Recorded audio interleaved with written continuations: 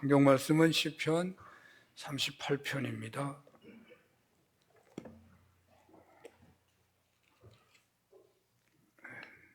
어디 내용을 조금만 자를 수가 없어서 전부 다인데요. 15절까지 봉독합니다. 여호와여, 주의 노하심으로 나를 책망하지 마시고 주의 분노하심으로 나를 징계하지 마소서. 주의 화살이 나를 찌르고 주의 손이 나를 심히 누르시나이다. 주의 진노로 말미암아 내 살에 성한 곳이 없사오며 나의 죄로 말미암아 내 뼈에 평안함이 없나이다. 내 죄악이 내 머리에 넘쳐서 무거운 짐 같으니 내가 감당할 수 없나이다. 내 상처가 썩어 악취가 나오니 내가 우매한 까닭이로소이다. 내가 아프고 심히 구부러졌으며 종일토록 슬픔 중에 다니나이다. 내 허리에 열기가 가득하고 내 살에 성한 곳이 없나이다. 내가 피곤하고 심히 상하였음에 마음이 불안하여 신음하나이다. 주여, 나의 모든 소원이 주 앞에 있사오며 나의 탄식이 주 앞에 감추이지 아니하나이다. 내 심장이 뛰고 내 기력이 쇠하여 내 눈의 빛도 나를 떠났나이다. 내가 사랑하는 자와 내 친구들이 내 상처를 멀리하고 내 친척들도 멀리 섰나이다. 내 생명을 찾는 자가 올무를 놓고 나를 해하려는 자가 계약한 일을 말하며 종일토록 음모를 꾸미우나 나는 못 듣는 자같이 듣지 아니하고 말 못하는 자같이 입을 열지 아니하오니 나는 듣지 못하는 자 같아서 내 입에는 반박할 말이 없나이다. 여호와여, 내가 주를 바라사오니 내 주 하나님이 내게 응답하시리이다. 아멘. 오늘은 종려주일이고 사순절 절정인 고난주간의 시작입니다. 예수님께는 고난의 절정이지만 동시에 구원 역사의 최정점이고 인류 역사나 개인의 역사나 할 것 없이 반전의 은혜를 주시는 최고의 예표나 그런 때라는 생각을 해봅니다. 예수님은 고난주간의 완성을 통하여 그리스도가 되셨습니다. 그 대열에 함께함으로 우리 사는교회 공동체도 그의 준하는 은혜를 받았으면 좋겠습니다. 그리고 만유 안에서 만물을 풍성하게 하는 풍성한 교회로 세워져 갔으면 좋겠습니다. 어떻게 해야 할까요? 의인 열이 없어서 소돔 고모라가 멸망당했습니다. 한 도시의 흥망성쇠가 소금과 빛이 되어야 할 신앙인에게 달려있다라는 의미가 있습니다. 대한민국은 22대 국회의원 선거를 코앞에 두고 있습니다. 사전투표는 금요일 날, 오는 금요일, 토요일 날 있다고 합니다. 본투표는 10일 날입니다. 대한민국의 신앙인들이 대부분 어느 시기보다 이번 고난주간에 기도할 것인데 우리의 기도가 분명 주님의 뜻을 구하는 기도를 할 터인데 그렇다면 이번 선거는 신앙인들의 신앙심이 어느 정도인가를 파악할 수 있는 리트머스 시험지와 유사할 수도 있을 것입니다. 이 나라의 미래가 젊은이에게 달렸다, 첨단 과학의 발전에 달렸다라고 하지만 부정적으로 설명해 본다면 이 나라를 망치는 것은 정치에 있다는데 이 정치가 달라지게 되는 계기가 열린다면 이 나라의 미래가 밝게 열리는 때가 될 수도 있을 것이다 라고 말할 수도 있겠죠. 고난주간은 반전의 절기라고 할 수 있습니다. 예수님은 십자가를 지시고 십자가라고 하는 그 어마어마한 고난이 부활이라는 영광으로 반전이 나타난 고난주간인 것입니다. 한 번의 역사지만 주님을 본받고 따라가는 오늘날 신앙인에게는 반전의 기회가 주어진 절기라고 할 수 있습니다. 제가 아는 어떤 영성가는 주님을 십몇 년 전부터 만났다고 했는데 꼭 유대 절기로 1월 1일 날 예배 드릴 때 만난다 그래요? 꼭 그때만 만난다 그러더라고요. 하나님의 임재를 그때 체험한다 그래요. 우리가 절기를 어떤 마음으로 받아들이는 것인가? 고난주간은요, 모든 신앙인들에게 반전의 기회를 주시고자 허락된 절기라고도 할 수 있다는 거죠. 고난주간만큼 기도하는 때가 있느냐? 또한 그 반전은 우리에게만 머무른 게 아니고 가정이, 교회가, 나라가 반전하는 기회가 되기도 한다는 것입니다. 사순절 고난주간 대한민국의 교회들은 기도할 것입니다. 우리 교회도 기도할 것입니다. 고난주간은 예수님의 구원 역사의 정점이 되는 때였으니 개인적으로 국가적으로도 그런 역사를 사모하면서 기도한다면 그와 유사한 은혜를 받을 수 있을 것입니다. 저는 오늘 본문에서 이 사순절에 고난주간에 부르짖어 기도해야 한다는 제목을 잡아봤습니다. 본문에서 다윗은 매우 공경에 처한 현실에서 하나님께 부르짖고 있기 때문입니다. 물론 고난주간에 부르짖으라고 하니까 소리내서 기도해야만 된다는 의미는 아닙니다. 소리가 전혀 없어도 온몸으로 기도할 수 있을 것입니다. 아마 예수님은 땀방울이 핏방울이 되는 기도는 어쩌면 소리가 없는 기도였을지도 모릅니다. 이 사순절에 그런 기도대열에 서서 여러분 삶에 대반전이 있기를 원하는 그런 설교자의 감동이 오늘 설교에 담겨 있습니다. 다윗은 심한 중병에 걸려 있어 보입니다. 그러니까 다윗이 이러한 위기에서 다윗의 생에 반전이 일어난 거거든요. 오늘 본문을 그렇게 바라보고 싶은 거예요. 본문에 드러난 다윗의 병의 실체는 육신만 아픈 게 아니라 마음까지도 절망 상황에 놓여 있는 그런 아픔이라고 할 수 있죠. 내용을 살펴봅니다. 2절 한번 볼까요? 주의 화살이 나를 찌르고 주의 손이 나를 심히 누르시나이다.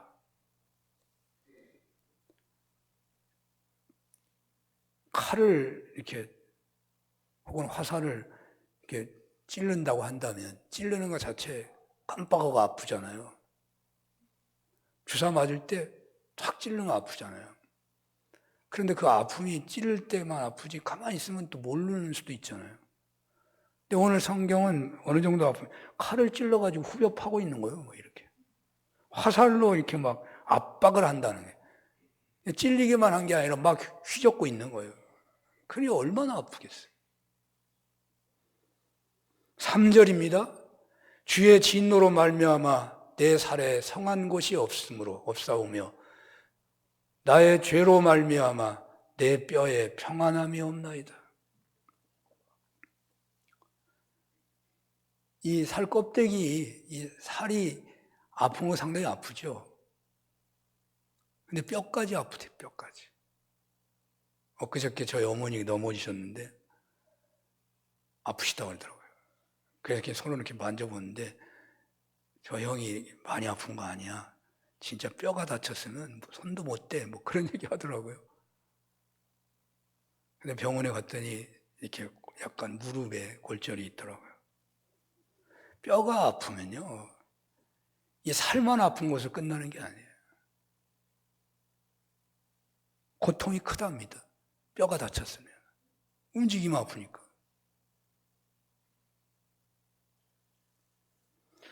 4절에서 5절 볼까요?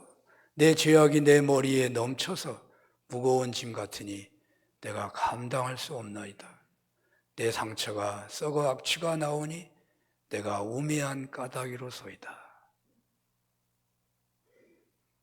뭐 다 아픈 것이 연결되어 있겠지만요. 이제 머리도 아프다는 거예요. 머리 하나만 아파도 정신을 잃는데 온몸이 아프고 머리가 너무너무 아파요. 아프기만이 아니라 냄새가 진동해. 사람의 배설물도 냄새가 안 좋은데요. 사람이 생명을 잃었을 때, 생명이 떠났을 때 나는 냄새는 심각한 거예요. 살이 썩어서 냄새가 난다. 닦지 못해서 냄새 나기도 하지만 썩어서 냄새 나요. 6절에서 7절 한번 읽어보겠습니다. 시작. 내가 아프고 심히 구부러졌으며 종일토록 슬픔 중에 다니나이다. 내 허리에 열기가 가득하고 내 살에 성한 곳이 없나이다. 너무 극한 고통에 서 있지를 못한대요. 조금은 서 있을 수 있겠죠. 화장실 가려면. 앉아있지도 못한대요. 밥을 먹을 때는 앉아 있어야 되잖아요. 그럼 오래 앉아있지는 못해요. 그럼 어떻게 누워야 되잖아요. 근데 오늘 성경은 뭐예요? 누워있지도 못한대. 그래서 어떻게 있다고요? 종일 구부러져서 신음과 탄식을 한다는 거예요. 구부러져, 그냥 제멋대로 있다, 이 말이에요. 이렇게 있다, 저렇게 있다, 엎드려 있다, 구부러져 있다. 거기에 그치는 게 아니라 허리에서는 열이 나고 살이 성한 것이 없어서 울부짖고 있다는 거죠. 그런데 다윗의 극한 고통은 여기에 머무르는 게 아니고 8절에서 11절까지 보면 이제는 마음이 아프기 시작하는 거예요. 내 심장이 뛰고 나의 마음이 불안하고 신음하며 눈에 빛이 나를 떠나고, 눈이 잘 안 보여. 눈에 빛이 나를 떠나고 이제 사랑하는 자들도 떠나고 친구들도 친척들도 떠나버렸다는. 그리하여 원수들이 이게 종일 조롱을 당하고 종일 조롱을 당하고 이 모든 극한 고통이 다 자신의 죄로 인함이라고 고백하면서 죄를 슬퍼하며 여호와여 나를 버리지 마시고 나를 멀리하지 마시고 속히 나를 구원하소서라고 부르짖고 있다는 거예요. 탄식하면서 고통을 그냥 힘들어하면서 나를 버리지 마시고 나를 속히 구원해달라고 탄식이 머물 때마다 또 그렇게 부르짖어 기도한다는 거예요. 나를 버리지 마시고 속히 도우시고 구원하소서라는 다윗의 이 부르짖음은 예수님께서 십자가에서 그 고통이 극도에 달았을 때에 엘리 엘리 라마 사박다니 어찌하여 나를 버리시나이까 라고 부르짖었던 그 예표처럼 느껴집니다. 오늘 본문에서 왜 다윗은 절망에 처하게 되었을까요? 그것을 다윗은 죄 때문이라고 말하고 있습니다. 그리고 육체적으로 고통이 있고 정신적으로 고통이 있으며 옆에 있었던 친구들, 친척들, 가족들 다 떠나버려 모두에게 버림을 받았다는 고통 가운데 처하기 있었기 때문에 그는 절망하고 있는 거죠. 그런데 바로 이 다윗이 절망 중에 부르짖은 기도의 중심 내용은 무엇일까요?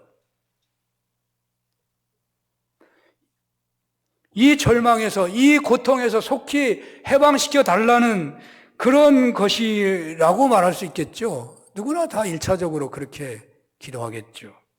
그러나 다윗의 부르짖음의 내용은 이런 환난, 이런 고통에서 구원을 말하고 있지만 그런데 그 중심에는 낫는 데 목적이 있는 게 아니라 회개의 목적이 있다니까요. 회개의 목적이 있어요. 우리가 정말 아파도 그 아픔 가운데서 하나님과 자신의 사이에 양심에 걸리는 일이 하나도 없다면 그 고통의 차원은 다를 것입니다. 아마도 그 고통은 예수님의 십자가에 함께하는 고통이기 때문에 느끼는 게 달라요. 그래서 성 프란시스는 예수님이 당한 그 오상의 고통을 내가 겪게 해달라고 기도했던 인물이고, 그렇게 자기가 그 예수님의 십자가상의 고통을 체험했다고 그의 일대기에는 나오거든요. 정말 예수님의 사랑을 맛봤다는 거죠, 그는. 그러니까 아무리 절망스러운 상황이라고 하더라도 신앙인이 하나님과의 자신 관계에서 걸리는 것이 하나도 없다면 그 고통은 그렇게 절망은 아니에요. 다윗의 이 부르짖음의 중심에는 회개가 있었다는 거예요.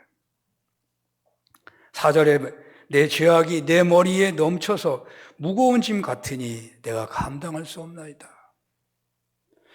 아팠는데, 아파서 살려달라고 기도하는데 이 죄가 떠오르는 거죠. 이런 거죠. 18절에 내 죄악을 아뢰고 내가 죄를 슬퍼하나이다.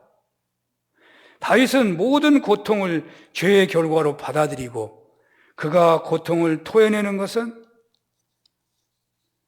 그 아프다고 외치는 것은 그 외침에 다 회개가 담겨 있었다는 말입니다.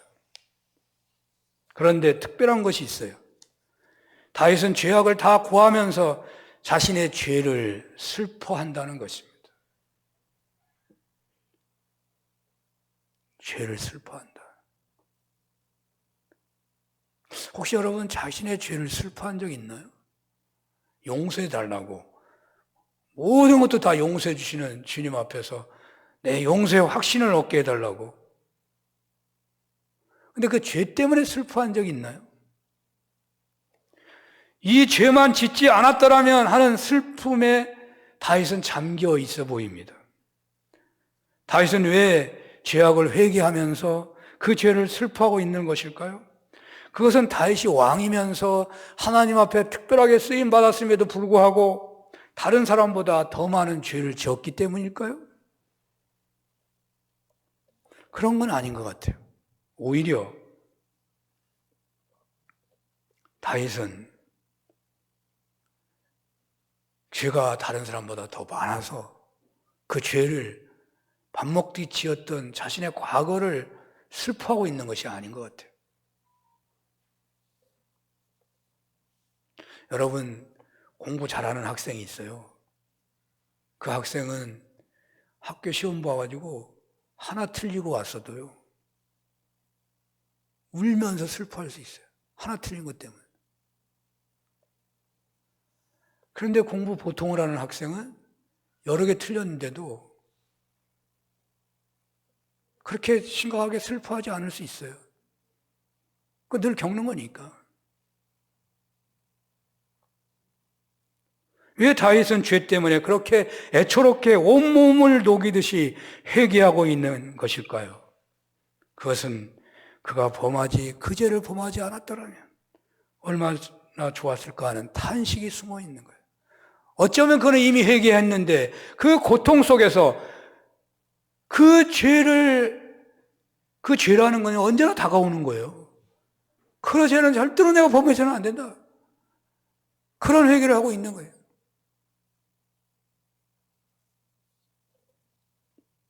여러분들에게는 혹 이런 다윗의 탄식의 회개가 혹시 여러분들에게 그런 경험을 해본 적이 없으신가요? 젊은 시절에 한때 술에 취하지 않았더라면 얼마나 좋았을까? 젊은 기분에 술 친구도 하고 놀아나지 않았더라면 하는 그런 생각을 하는 경우도 있을 것입니다.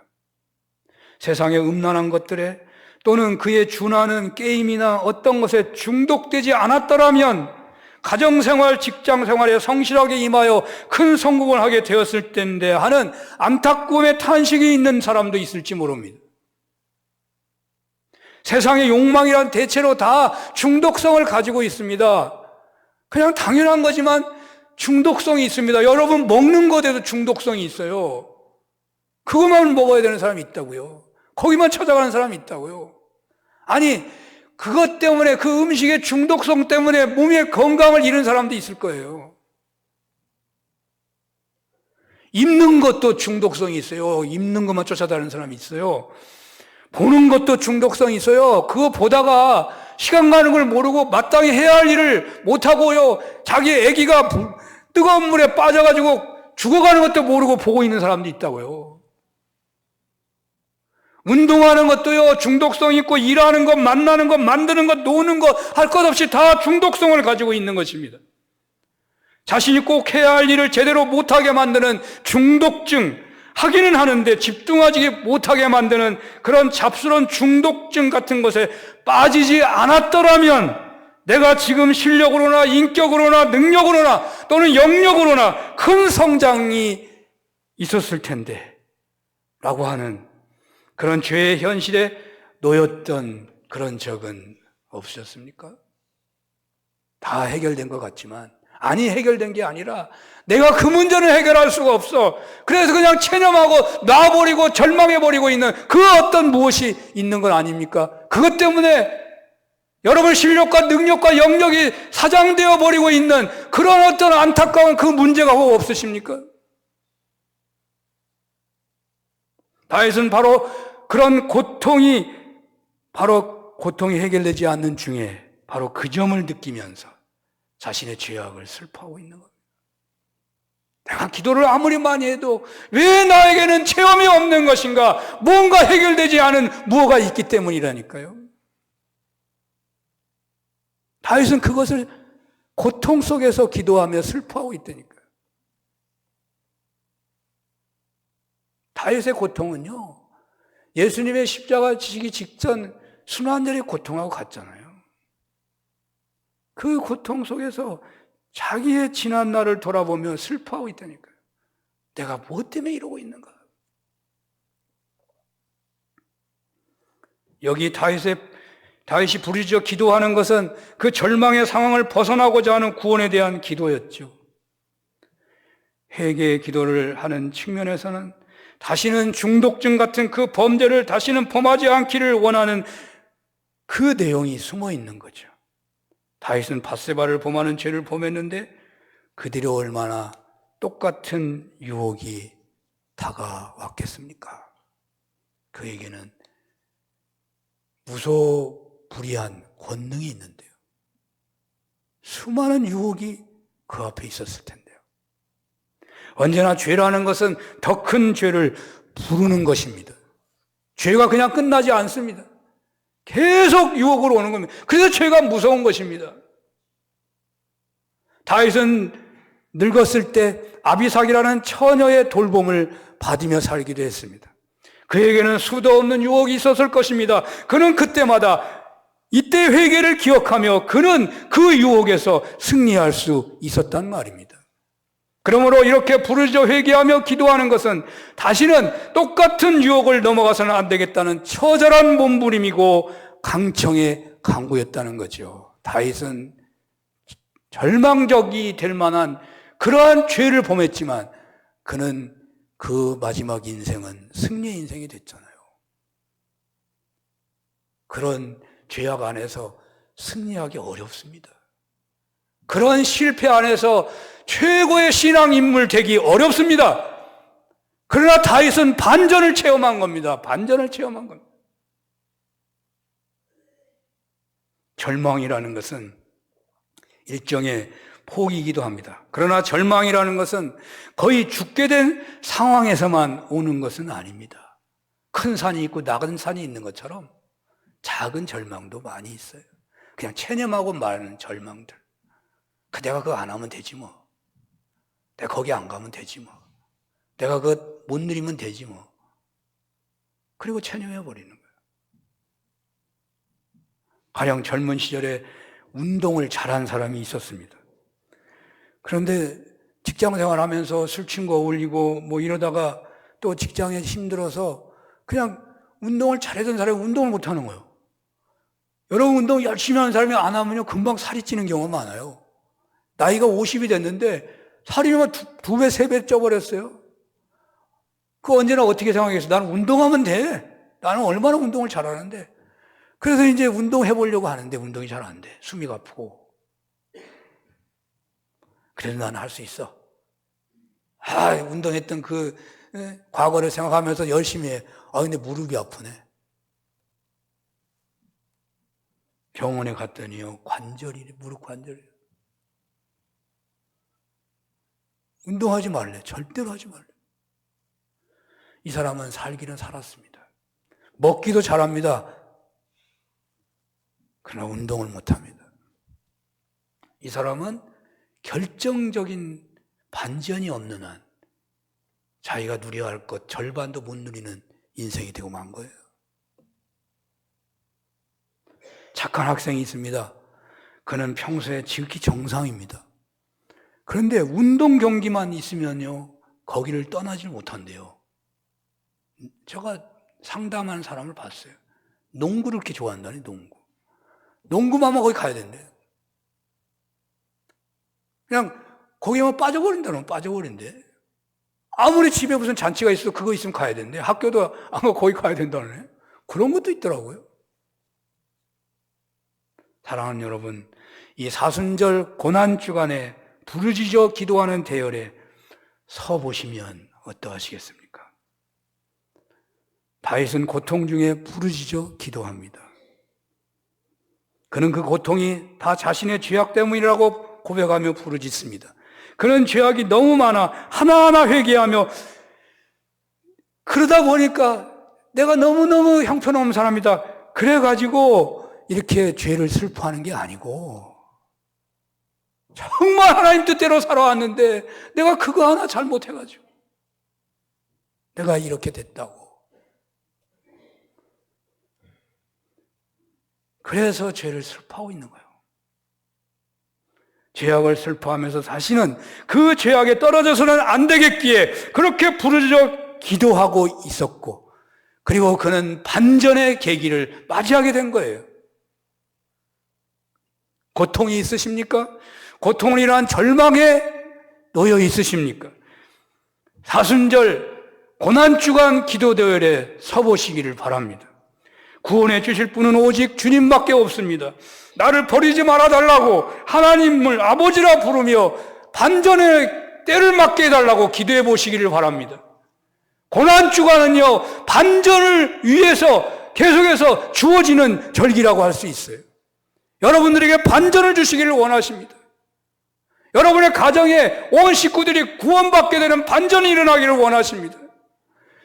질병과 싸워 이기는 반전이 있기를, 여러분들이 나는 이거 할 수 없어, 나는 기도하지 못해, 나는 기도해도 응답이 안 돼요, 나는 봉사할 수 없어, 나는 이웃에게 전도할 수 없어, 나는 도대체가 사람 앞에 서질 못하겠어,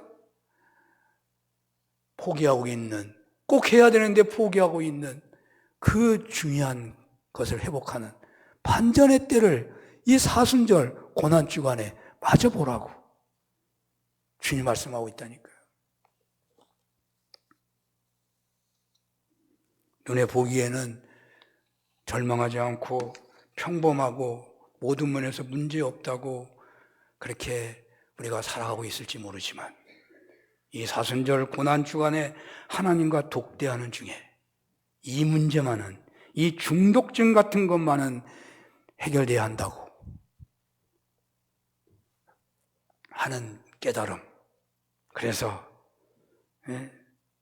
내가 이것만 해결된다면 하는 것을 붙잡게 되고, 그것에 대한 해결함을 통해서 내가 주님께 크게 쓰임받는다면, 정말 샬롬을 누리는 삶이 된다면, 많은 사람을 살리고 가정을 살리고 교회를 살리고 나라를 살릴 만한 그런 불씨가 되어 살 수 있다면 얼마나 좋겠습니까?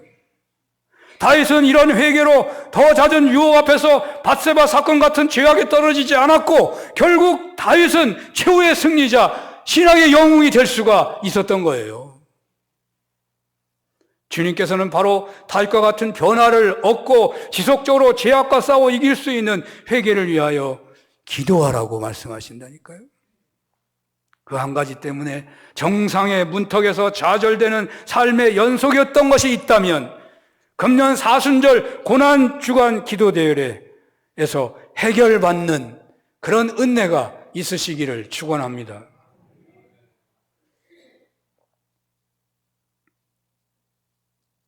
주님께로부터 받은 은사에 합당하게 살아가는 그 복된 길을 막는 습관적인 죄악을 끊어버리게 되는 그런 기도의 은혜가 있었으면 좋겠습니다.